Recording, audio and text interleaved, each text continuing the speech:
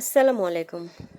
আজকে আমি নিয়ে আসছি আপনাদের জন্য বাসায় রাইস রান্না করা। অতি সহজেই বাচ্চাদের জন্য এটা করে দিতে পারবেন।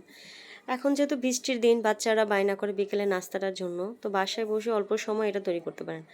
আমি ফার্স্টেই হলো ৫০০ গ্রাম চাল নিয়ে নিয়েছি। ২-৪টা কাঁচামরিচ উপরে দিয়ে দিচ্ছি, একটা ডিম, টমেটো সস, পেঁয়াজ কুচি এবং গাজর কুচি, ২-৩টা হলো কাঁচা তেজপাতা, লবণ, একটা ডিম।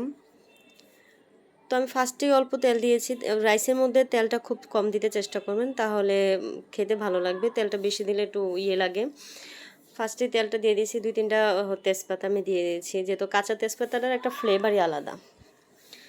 আমি এখানে অল্প কিছু উপকরণ দিয়ে রাইসটা তৈরি করব, বাচ্চাদের জন্য এটাই হেলদি। আর আমার বাচ্চাটা হলো গাজরটা কম খায়, যার কারণে আমি অল্প গাজর দিয়েছি। আপনারা যেরকম মনে চায় এখানে ক্যাপসিকাম, গাজর, বরবটি এগুলো অ্যাড করতে পারেন। তো আমার বাচ্চাটা খায় না বিধায় আমি দেইনি, অ্যাড করিনি।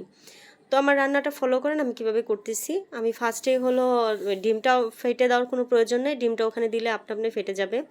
আমি ফার্স্টে লবণ দিয়ে দিয়েছি আন্দাজ মতো, তারপর আদা রসুন বাটাটা দিয়ে দিয়েছি, টমেটো সসটি দিয়ে দিলাম। এখানে ভাজা ভাজা করে নেবেন।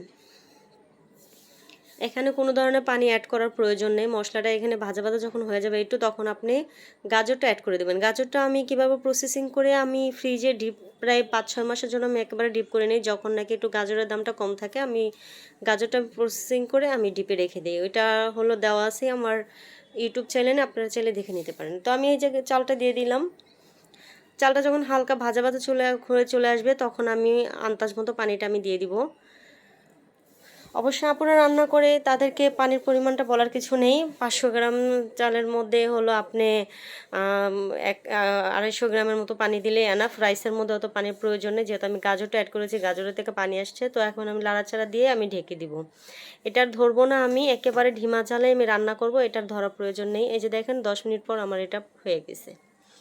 রাইস রান্না করতে অনেক সময় লাগে না, মানে পোলাওটা রান্না করতে যতটুকু সময় লাগে রাইসে অতটা সময় লাগে না। রাইসটা খুব দ্রুত হয়ে যায়। দেখেন হয়ে গেছে, এখন আমি নামিয়ে নিব।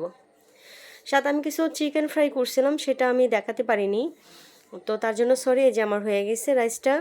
খুবই সুস্বাদু লোভনীয় খাবার বাচ্চাদের জন্য। ওকে, আল্লাহ হাফেজ।